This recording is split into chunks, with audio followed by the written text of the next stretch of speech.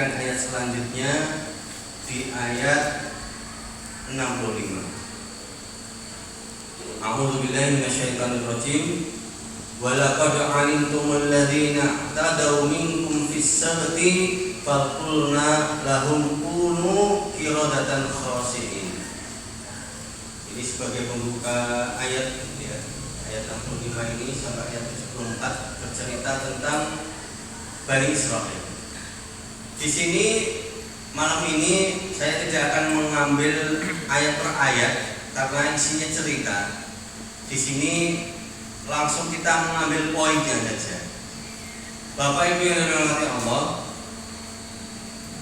Bani Israil di sini disebutkan Ashabus Sabr. Setelah mendapat nikmat yang luar biasa, Bani Israil tinggal di pesisir Laut Merah, ya. Ada satu nama yang tempatnya para mufassirin itu menyebutnya adalah Eliyat. Eliyat itu di pinggiran atau pesisir pinggir pantai, ya. Maka kebanyakan mata pencariannya adalah nelayan. Di situ penduduk Bani Israil makmur karena diberikan nikmat yang luar biasa. Kemarin disebutkan di batu-batu itu ada apa kemarin? Salwa dan mana. Jadi begitu manis, tinggal makan. Kemudian dari nikmat tersebut Allah uji. Ibadahnya Bani Israil itu adalah hari Sabtu. Allah uji karena namanya nelayan ke laut. Hari-hari selain Sabtu itu ikannya sedikit, dapat tapi sedikit. Kemudian Allah berikan ujian ketika Sabtu itu ikan-ikan bermunculan, ngece ya, ngece. Padahal mereka harus Sabtuan apa? Kita Jumatan ya, harus Sabtuan. Maka Bani Israil ini ngobrol satu sama lain. Ngobrol akhirnya ketemu satu akal bahwa ayo kita jaring ikan ini di hari Jumat, kita tinggal jaringnya, kemudian hari Minggunya, hari Ahadnya kita ambil, agar ikannya itu di Sabtunya itu bisa kita dapatkan. Bapak Ibu yang dirahmati Allah, inilah kenapa Allah kembali lagi Allah laknat Bani Israil, Allah azab ya, karena iktadaw. Bani Israil mereka melanggar. Iktada itu melanggar sebuah syariat. Hari Sabtu tidak boleh fokus ibadah, tetapi diakali seperti itu. Maka satu pelajaran, kalau sebuah larangan diakali, maka hasilnya seperti itu. Sehingga namanya larangan itu, perintah atau larangan itu tidak hanya hasilnya, tetapi niat dan caranya. Ini mengajarkan kepada kita ketika Allah Subhanahu wa taala perintahkan melalui nabinya, Nabi Musa, perintah A maka dilaksanakan A, perintahnya B dilaksanakan B. Sabtu fokus ibadah ya ibadah. Pelanggaran seperti itu dinilai adalah pelanggaran oleh Allah Subhanahu wa taala. Maka ujian kita itu adalah titik cintanya kita. Manusia kok cinta harta, maka ujiannya di harta. Manusia cinta keluarga, maka ujiannya di keluarga. Sampai titiknya nanti Bapak Ibu yang dirahmati Allah, kita betul-betul mencintai Allah di atas segalanya. Sampai betul-betul kita itu nyerah. Nabi Musa tak kalah dikejar itu tidak pernah berpikir nanti laut terbelah. tatkala sudah mentok, tidak ada yang menolong lainnya, tidak bisa berlari ke kanan ke kiri, apalagi ke belakang, maka pertolongan Allah itu datang. Maka tatkala kita Bapak Ibu yang dirahmati Allah kok masih menggantungkan ya, oh ada kebutuhan ini, nanti pakai itu, oh nanti dengan ini, kita belum mentok kepada Allah, maka yakinlah kebutuhan kita itu tidak akan pernah terpenuhi. Tapi tatkala kita sudah mentok, ya Allah tolong hamba, ya Allah saya sudah tidak mampu lagi, maka disitulah mata nasrullah, ala inna nasrullahi qarib. Bapak Ibu yang dirahmati Allah, di sini tatkala melakukan itu, Allah azab dengan kunu kirodatan khasiin, dijadikan bagian Bani Israil ini adalah menjadi kera. Para mufassirin mengartikan jumhur ya, walaupun ada sebagian kera di sini adalah sifatnya saja, manusianya tetap, tetapi jumhur ulama tafsir itu mengartikan di sini betul-betul menjadi kera, baik fisik maupun sifatnya. Mungkin yang jadi pertanyaan, berarti teorinya Darwin itu manusia kera itu berarti itu enggak? Bapak Ibu yang dirahmati Allah, dalam penjelasannya para ulama menjelaskan tatkala dikutuk jadi kera, diadab menjadi kera, itu terapung-apung di laut selama 3 hari, setelah itu binasa, dibinasakan oleh Allah Subhanahu wa Ta'ala. Maka monyet sekarang, kera, monyet, lutung, itu betul-betul hewan, bukan keturunan dari Bani Israil, betul-betul hewan, karena sudah dibinasakan sejak dulu ya. Kemudian para ulama menjelaskan kok kera yang dipilih. Banyak pertanyaannya, kok nggak dikutuk jadi paus atau jadi hiu atau jadi apa, atau jadi kera.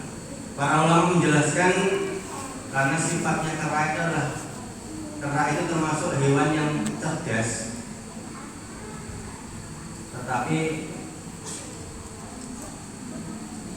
apa? Licik. Itulah kera.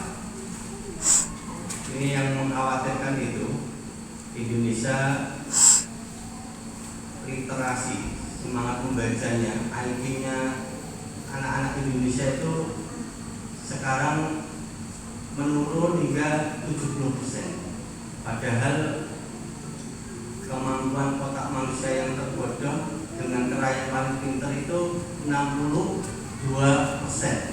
Maka generasi kita ini diambang kebodohan. Makanya beberapa hari yang lalu saya nyatakan ikro, bacalah, karena pentingnya membaca. Makanya panjenengan beraktivitas medsos jangan hanya melihat real video ya, baca artikel, baca tafsir kayak gini, dibaca, dijadwalkan sehari satu ayat dibaca, insya Allah itu nanti akan banyak manfaatnya membaca. Sifat lainnya dari kera adalah ulama menjelaskan kera itu akalnya tidak berfungsi, apalagi kalau sudah ketemu namanya makanan. Makanya salah satu penelitian itu ketika kacang dimasukkan ke dalam botol untuk menjebak kera itu, kacang dimasukkan ke dalam botol. Kera itu mestinya ngambil satu ya, agar bisa keluar tangannya ya. Tapi kera enggak, pasti gegem dan tidak akan bisa keluar tangannya. Itulah kera. Kalau melihat harta itu gegemnya kuat ya. Dan keterangan lainnya, kera itu suka main-main, meniru tanpa berpikir, itu kera. Makanya kenapa yang di pinggir jalan-jalan itu kera, ya? Jadi tuntun itu loh. Ini mau ngomong takut ada namanya di sini, pergi ke pasar, naik motor, di pinggir jalan itu ya. Karena paling bisa meniru, ya. Dan suka main-main. Bapak Ibu yang dirahmati Allah, itu ayat ke-65 kenapa Bani Israil dikutuk menjadi kera. Ayat ke-66, faja'alnaha nakalan lima baina yadayha wa ma khalfaha wa mau'izatan lil muttaqin. Faja'alnaha nakalan, dan kami jadikan cerita di atas itu sebagai peringatan. Peringatan untuk siapa Bapak Ibu yang dirahmati Allah? Lima baina yadaiha, untuk generasi pada saat itu, Bani Israil pada saat itu yang hidup bersama mereka. Wa ma khalfaha, dan generasi setelahnya. Siapa itu? Ya kita semuanya. Jadi peringatan, jadi pelajaran. Wa mau'izatan lil muttaqin, dan menjadi nasihat untuk orang-orang yang bertakwa. Maka sebaik-baik orang adalah yang mampu mengambil hikmah dari setiap kejadian. Selanjutnya Bapak Ibu yang dirahmati Allah, ayat 67 sampai 75 kita disuguhkan dengan sebuah cerita. Ceritanya bermula dari suatu hari ada satu kejadian, salah satu setelah ini dibinasakan, ya, jadi kera, tidak menjadi pelajaran Bani Israil lainnya.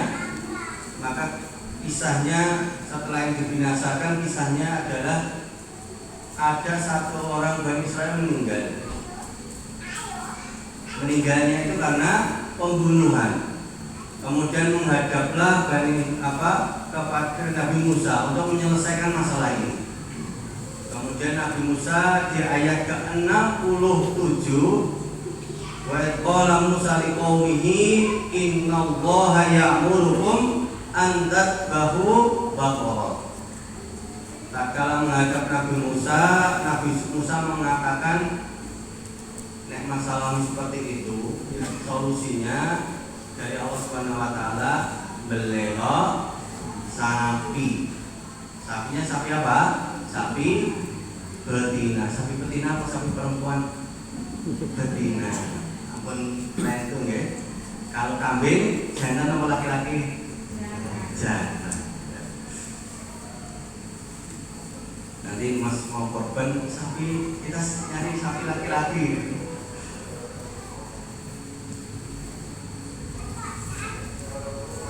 Tatkala dijawab seperti itu oleh Nabi Musa, dongguyu, ya, Bani Israil dongguyu. Apa yang diguyukan? Ya, diguyukan. Kenapa ketawa? Ya. Qalu atattakhiduna huzwa. Wahai Nabi Musa, apa mbok kira iki guyon? Disuruh mencari yang membunuh siapa, kon beles sapi. Dikira guyon, diece. Dikasih solusi malah diejek. Maka Nabi Musa menjelaskan lagi, tatkala nanti kamu sembelih, kemudian dimasak, dimakan, tulangnya itu dikumpulkan kepada yang orang yang mati nanti, dia akan hidup lagi dan akan berbicara siapa yang membunuhnya. Kemudian bukannya mencari sapi yang dimaksud, tetapi Bani Israil malah bertanya di ayat ke-68. Tapi sebelum ke-68 ada satu pertanyaan. Al-Baqarah ini kan ayatnya panjang, paling panjang, hampir 2,5 juz. Pertanyaannya, di dalam Al-Baqarah itu kan ada cerita lainnya, ada hukum, ada muamalah malah ada sosial, tapi kok kenapa yang diambil nama suratnya kok Al-Baqarah? Padahal ceritanya cuma ayat 67 sampai 74. Kenapa? 67, 68, 69, 70, 71, 72, 73, 74. Hanya 8 ayat. Tetapi kok jadi nama surat, mengalahkan cerita-cerita yang lainnya. Di sini para ulama menjelaskan kedua hal, ya. Al-Baqarah, cerita hanya 8 ayat ini menjadi representasi sikap Bani Israel akan perintah Allah,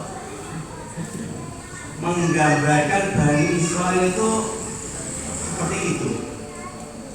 Kemudian dalilun min qatril qalb, menggambarkan, menunjukkan bahwa hati Bani Israel yang diadab dilaknat oleh Allah Subhanahu wa taala begitu luar biasa jeleknya. Sebagai pelajaran sehingga diberilah nama surat Al-Baqarah yang begitu panjang dengan nama Al-Baqarah, ya. Kalau kita bisa tarik kesimpulan satu kalimat, Al-Baqarah yang begitu panjang itu adalah mandat hidup, ya. Banyak syariat di situ. Allah hanya ingin berbisik kepada kita, taat tanpa karena. Kita diminta taat tanpa karena.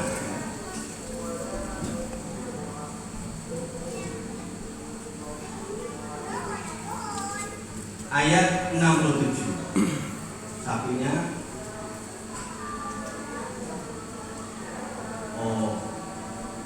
Nun sewu lagi ngajeng. Yang putri, yang ibu-ibu.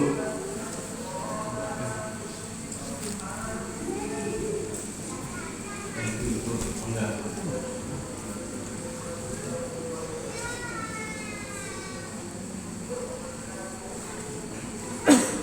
Ayat ke-67-nya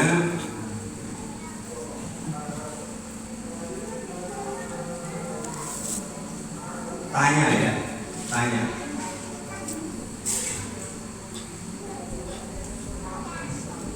Maaf, ayat ke-68. Ayat 68. Qalu du'u lana rabbaka yubayyin lana ma hiya. Sapine sing piye? Jenis sapinya.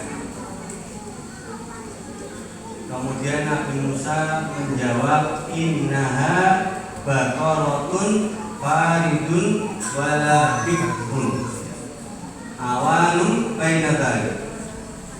Sapinya itu tidak tua juga tidak terlalu muda, sedang. Awalum baina dzalik, pertengahan. Ora tua ya ora nom.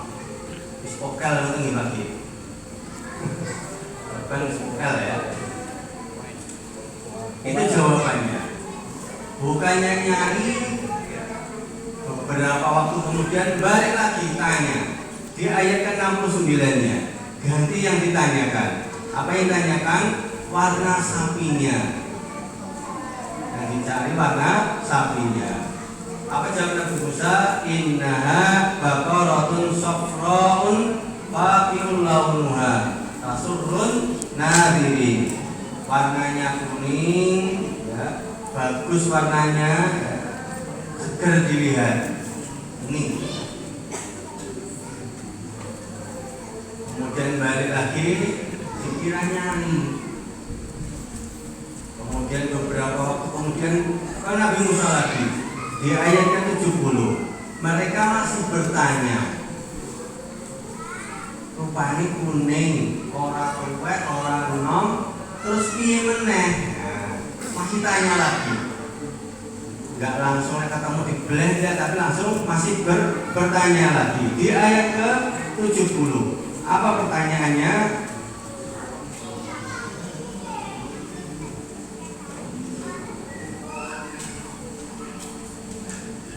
Innal baqara tasyabaha alaina. Sapi niki sik subhat, sik bingung. Sing piye sik bingung. Masih bingung sapinya kayak apa, padahal sudah dijelaskan masih bertanya lagi. Maka dijawab Nabi Musa di ayat ke-71-nya. La dalulun tusirul ard. Sapinya tidak pernah digunakan untuk bajak sawah. Belum di Jawa, belum diteluh ya. Sapi apa itu? Sapi impor tidak ada teluh ya. Benar pagi ya. Sapi yang diimpor tidak ada. Makanya di RPH itu pakai apa namanya alat itu? Apa Pak? Pani namanya? Stani gun ya, jedek. Sapinya goyang-goyang, terus pergi sembelih. Nanti bikinnya bisa dicari ya. Stani gun ya.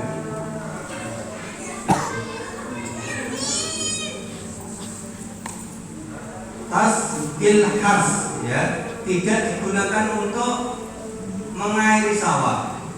Bukan sapi yang digunakan untuk mengolah sawah. Musallamatun, sapinya juga sehat, tidak cacat. La siyata fiha, sapinya juga tidak belar. Jangan ini. Mau ini perintahnya mau sapi sak-sae, si penting sapinya sapi betina. Ternyata ditanyakan terus, akhirnya jadi nyembelih apa mboten? Tidak jadi nyembelih.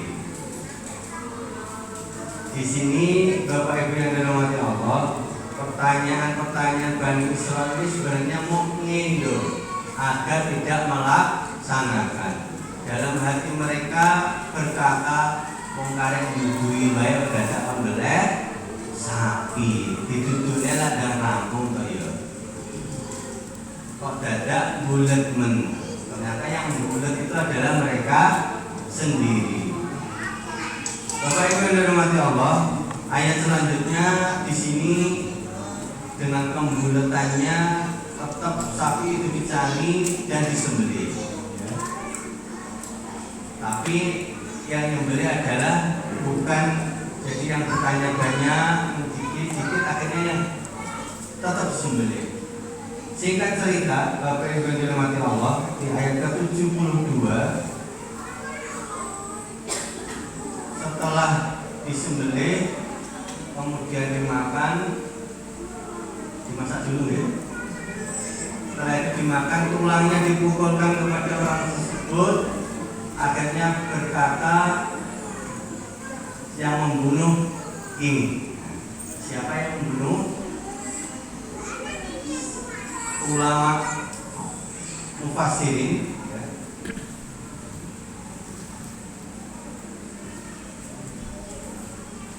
Ada dari kalau tak langsung kan jawabannya setelah yang satu ini.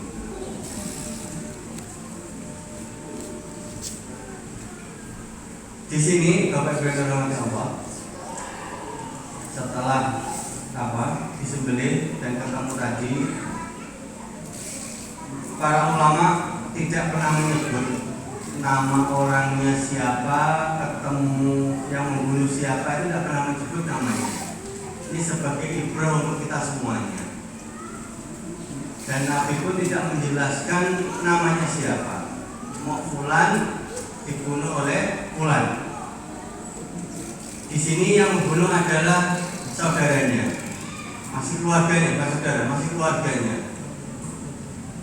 Jumhur mengatakan yang membunuh itu adalah ahli warisnya. Ahli waris. Kenapa dibunuh?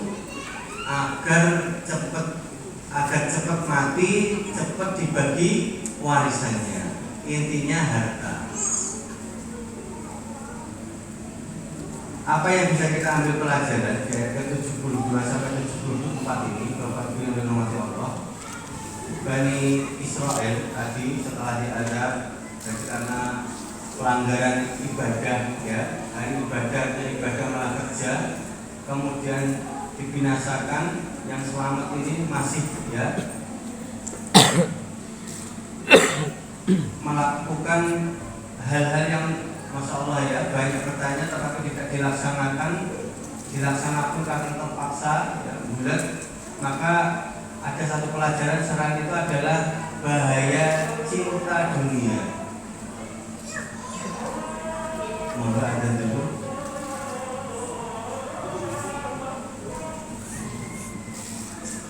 Pelajaran yang bisa kita ambil di sini dijelaskan pembunuhan itu bisa terjadi karena cinta dunia. Kenapa nurani seseorang itu bisa hilang? Kenapa belas kasihan seseorang itu bisa hilang? Karena hatinya dipenuhi dengan dunia. Beberapa waktu yang lalu kita banyak melihat di medsos ya, di Sudan orang dikumpulkan di lapangan, ditembak, kemudian ditaruh di satu tempat, kemudian dikasih gas air mata itu sehingga mati pelan-pelan, dan itu di live kan. Ternyata Sudan itu merupakan tambang emas besar di Afrika, terbesar, bahkan terbesar, sehingga penduduk di sana dihabisi hanya untuk menambang emas.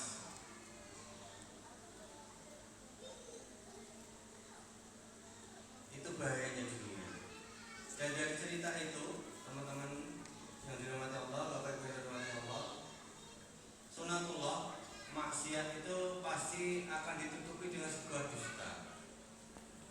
Dan dari dusta itu akan ditutupi lagi berupa fitnah. Maksiat, dusta, dan fitnah. Para ulama menjelaskan polanya seperti itu. Tatkala sudah berbuat dosa, tadi membunuh tadi, kemudian pasti berdusta dan pasti akan memfitnah.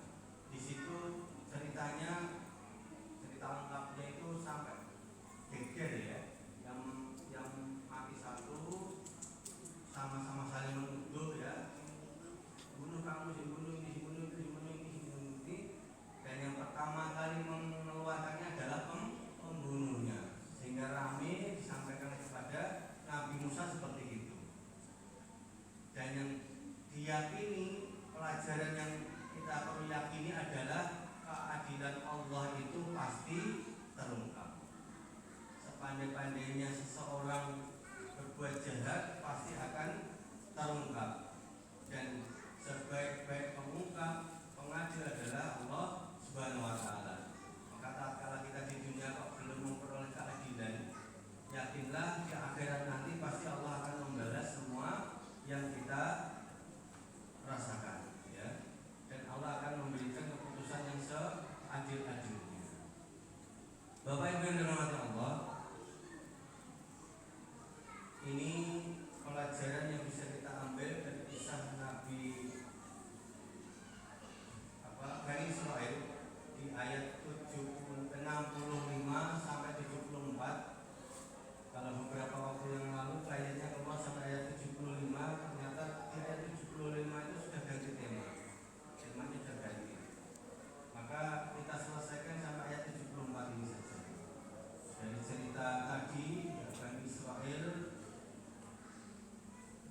dua poinnya adalah diminta ibadah hari Sabtu, melanggar, jadi butuh, jadi keras.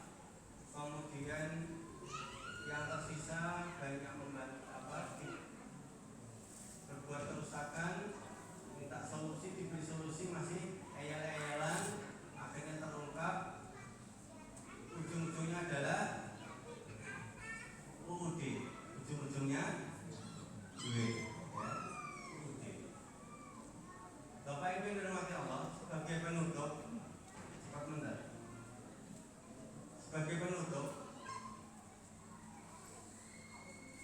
tadi kita ceritakan sapi, maka fenomena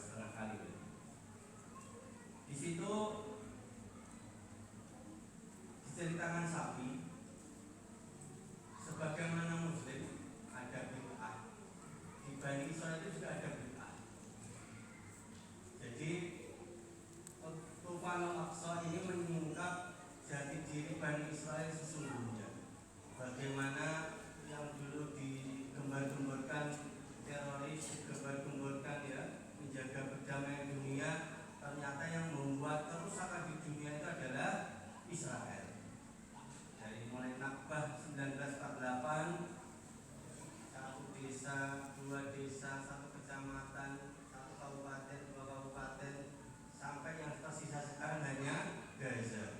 Semuanya dicaplok oleh Israel. Kemudian ekonomi dunia ya dikuasai oleh Israel, sehingga sampai sekarang kita seperti ini. Dengan Tufan Aqsa membuka topeng itu semuanya. Maka kalau kita lihat realita yang demo Palestina itu tidak hanya di negeri Muslim, di Inggris, bahkan di Amerika, hampir semua pelosok dunia, di Brazil ya. Bisa dibayangkan orang Brazil kalau demo Palestina tidak bisa kita bayangkan kayak kita demo di Magetan atau di Solo atau di Surabaya atau di tempat lainnya ya, pakai jilbab, pakai apa, pakai baju Muslim. Mereka demo ya kayak gitu. Tetapi membuka topeng Israel itu seperti apa? Yang dulu dikatakan Islam itu begitu kejam dan seterusnya, ternyata sebaliknya.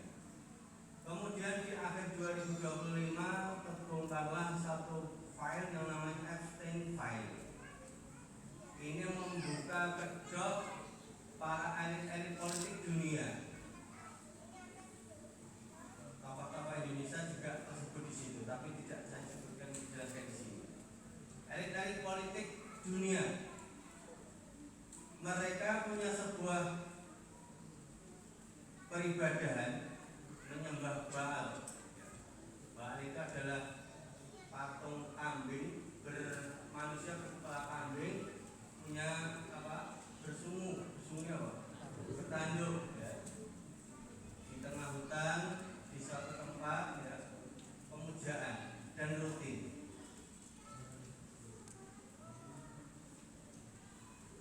Kalau kita di Indonesia mungkin sesembahannya itu sapi, kambing. Kalau itu manusia, jadi manusia betul-betul disembelih, betul-betul dimakan. Itu Bani Israel yang betul-betul, Masya Allah ya, kita tidak bisa bayangkan bagaimana prosesnya. Dalam salah satu video di Epstein File itu, saya dulu pernah cerita Samiri ya, Samiri, apa pemujaannya Bani Israel sembilan, Samiri patung sapi ya. Anak di situ dimasukkan dalam keadaan hidup ya, kemudian tanpa disensor ya, disembelih di situ, darahnya mengalir, diminum oleh para peserta hadirin. 1, 2, 3 dan seterusnya. Mengungkap betul-betul bahwa Bani Israel itu Masya Allah luar biasa kejamnya. Dan itu berujung kepada satu keyakinan, bukan keyakinan, satu apa ya namanya, sesuatu yang salah tak diyakini itu namanya apa? Sebagaimana ceritanya Al-Baqarah tadi, satu betina tadi, tatkala bisa mengorbankan sapi tapi warnanya merah, disembelih di pelataran Masjidil Aqsa, darahnya mengalir di sana, maka akan membangkitkan Mesia. Siapa itu Mesia? Dajjal.